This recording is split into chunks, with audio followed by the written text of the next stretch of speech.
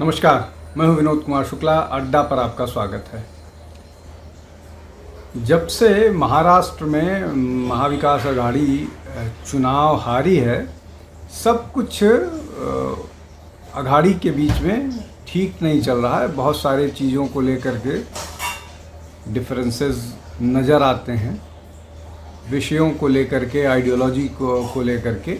लेकिन पिछले कुछ दिनों में जिस तरह की घटनाएं घटी हैं, उसको देख करके अब ये और चीज़ें साफ हो रही हैं कि क्या ये अलायंस जो है महाविकास आघाड़ी वाला, वो लंबे समय तक चल पाएगा, आगे चल पाएगा कि नहीं चल पाएगा। समझने की कोशिश करते हैं।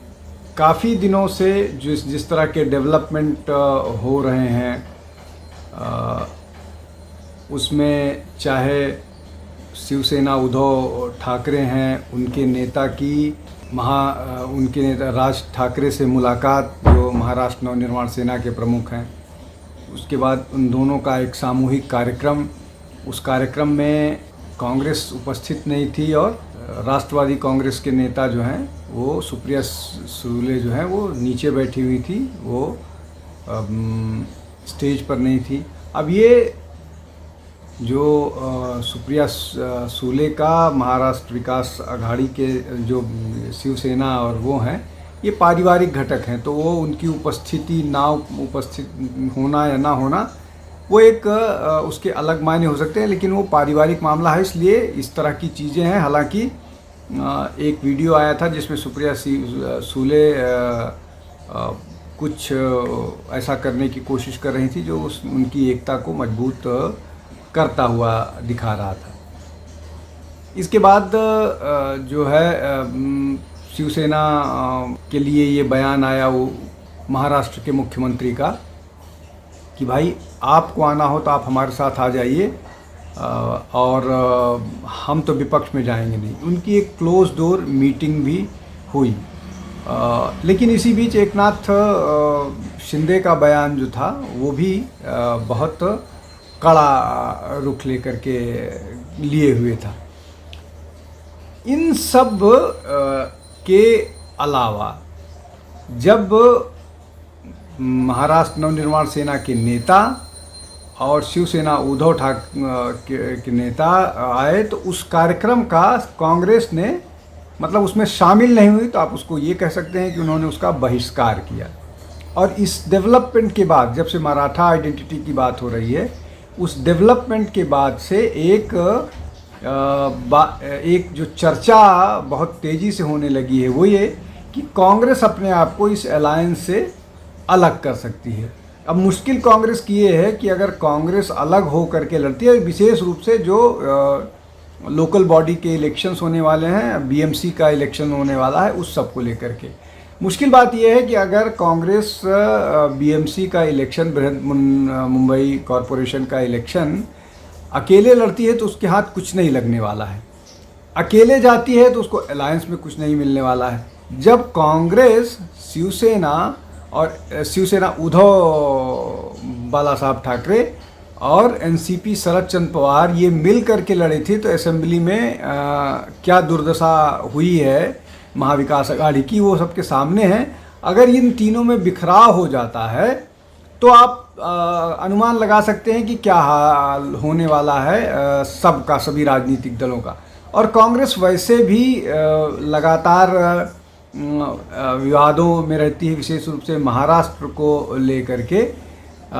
जब कांग्रेस के जो नेता प्रतिपक्ष हैं, वो बिनाव दामोदर सावरकर के बारे में अभद्र टिप्पणी करते हैं, अभद्र बातें करते हैं, शिवाजी को लेकर के जिस तरह से उनकी तस्वीरें आती हैं या जिस तरह की बातें वो निकल करके आती हैं, वो है। सावरकर को लेकर के तो साफ बोलते हैं, मैं सावरकर नहीं हूँ, मैं माफ़ी वीर नहीं हूँ। तो इसको लेकर के, इस बात को लेकर के शिवसेना और कांग्रेस में हमेशा टकरार जैसी स्थिति रही है। हालांकि बीजेपी के प्रति नाराज़गी के कारण वो ये जहर पीते रहे हैं, लेकिन ये जहर पीने का हश्र ही ये हुआ है कि शिवसेना सिमटती जा रही है।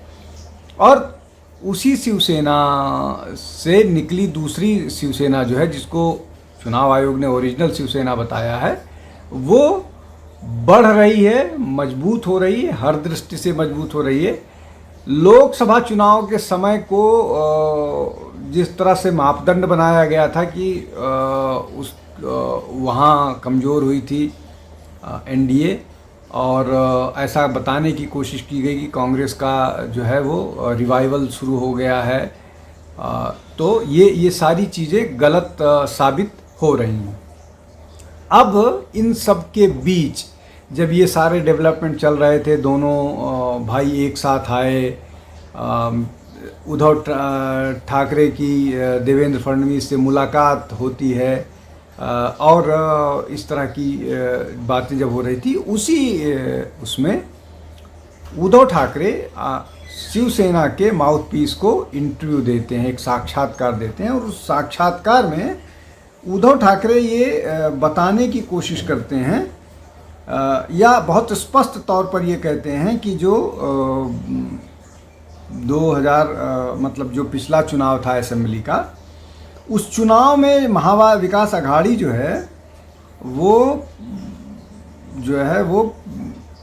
बहुत मजबूती के साथ नहीं लड़ी, और उसके पीछे का कारण ये था कि जो अलायंस पार्टनर्स हैं, वो अलायंस पार्टनर्स जो हैं वो आपस में खींचतान में थे, और इसी के कारण जो जीत उनसे दूर रह गई। अब उसके क्या क्या कारण हैं, क्यों दूर रहे, वो उसमें सबसे बड़ा ये है कि ये दोनों राजनीतिक दल जो हैं, चाहे कांग्रेस हो चाहे राष्ट्रवादी कांग्रेस शरद पवार वाला हो, ये दोनों अपनी अपनी लड़ाई में ज़्यादा लगे रहे, और उसमें उस कारण से इनको नुकसान हुआ।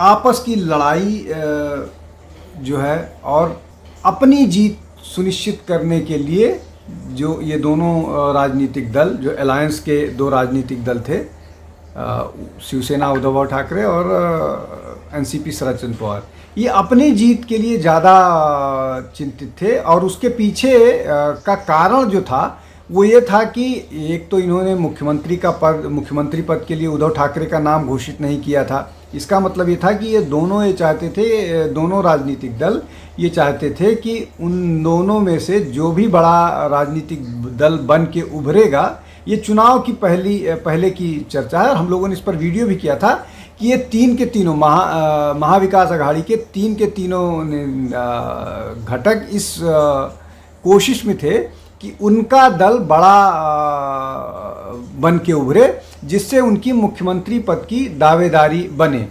और इसीलिए बावजूद इसके कि 80 सीट के आसपास लड़ रहे थे राष्ट्रवादी कांग्रेस पार्टी शरद चंद्र पवार के नेता, वो अपनी जीत पर, अपने सीटों पर ज़्यादा फोकस कर रहे थे। वैसा ही हाल कांग्रेस का था। कांग्रेस अपना मुख्यमंत्री चाहती थी महाराष्ट्र में, और शिवसेना का तो मुख्यमंत्री मतलब उद्धव ठाकरे तो मुख्यमंत्री थे ही, उन्हीं को रिप्लेस करके तो एकनाथ शिंदे बने थे। तो ये जो लड़ाई थी कि हमारी पार्टी का मुख्यमंत्री, इसने जो है वो अलायंस से ज़्यादा इस बात पर फोकस किया कि कोई एक राजनीतिक दल रहे। अब इसको उद्धव ठाकरे ने इसी भाषा में नहीं एक्सप्लेन किया, लेकिन उनका जो मतलब है वो मतलब इसी तरफ इशारा कर रहा है कि आपस में एकजुटता के साथ लड़ने की बजाय अलग अलग जो अपनी पार्टी की जीत के लिए लड़ाई थी, वो उनके लिए मुश्किल बनी। अब इसमें निश्चित तौर पर और बहुत सारे फैक्टर्स थे, जैसे 2024 का जो लोकसभा चुनाव था, उसमें मराठा सेंटिमेंट को उभार दिया गया था। उस मराठा सेंटिमेंट रिजर्वेशन वाला मसला बन गया था, प्लस संविधान बदलने वाला मसला बन गया था। ये 2-3 महाराष्ट्र सेंट्रिक में बात कर रहा हूँ कि राष्ट्रीय स्तर पर ये जो संविधान बदलने वाला मामला है, ये राष्ट्रीय स्तर पर था। लेकिन मराठा रिजर्वेशन को लेकर के जिस तरह की बात थी, वो सिर्फ महाराष्ट्र में था। विशेष रूप से विदर्भ वाले इलाके में, और जिस तरह से मनोज जरांगे पाटिल सक्रिय थे वो 2024 को नुकसान हुआ, लेकिन उन चीज़ों को विधानसभा के चुनाव तक मैनेज कर लिया गया और बहुत बेहतर ढंग से मैनेज कर लिया गया। और इसीलिए जो मराठा सेंटीमेंट था वो, प्लस जिस तरह से शिवसेना पोलराइज मुस्लिम पॉलिटिक्स या मुस्लिम सेंट्रिक पॉलिटिक्स और वक्फ पर जिस तरह की बातें या और विषयों पर जिस तरह की बातें कर रही थी, उसका भी नुकसान शिवसेना के कार्यकर्ताओं के तौर पर हुआ। खैर वो चीज़ों की बात नहीं करते, लेकिन जिस तरह से अभी एग्रेसिवली शिवसेना के नेता ने सामना में इंटरव्यू दिया, सामना उनका माउथ पीस है और ये निश्चित तौर पर योजना के तहत दिया गया होगा, अपनी बात रखने के लिए दिया गया होगा। इसलिए सामना कोई इस तरह का अखबार नहीं है कि कोई रैंडमली चला गया, वो उनका अपना अखबार है, वहाँ वो जो चाहते हैं वही छपता है और वही छपा। तो कुल मिलाकर के ये मैसेज देने की कोशिश की जा रही है कि वो अब उनको आपको उनके बारे में क्या सोचना है, कैसे सोचना है, इस पर अलायंस को निर्णय करना पड़ेगा। अब मराठी भाषा को लेकर के और राज ठाकरे को लेकर के कांग्रेस अनकंफर्टेबल है, अलायंस की एकता को लेकर के उद्धव ठाकरे अनकंफर्टेबल हैं। जिस तरह से इन अंबानी और अडानी के खिलाफ बयानबाजी और शिवसेना और इंडस्ट्रीज के खिलाफ या इस तरह की बात राहुल गांधी करते हैं, उससे एनसीपी शरद चंद्र पवार अनकंफर्टेबल है। तो ये कहने दिखने के लिए छोटे मसले हैं, ये बड़े मसले हैं। इन मसलों से बहुत सारी चीज़ें निर्धारित होती हैं।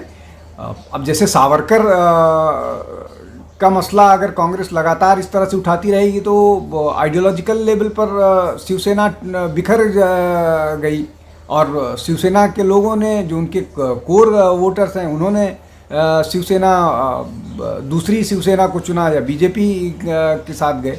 वैसे ही बहुत सारे ऐसे लोग जो डेवलपमेंट की बात करते हैं, उसमें अगर आप डबल स्पीक कीजिएगा तो वो छोड़ करके जाएंगे।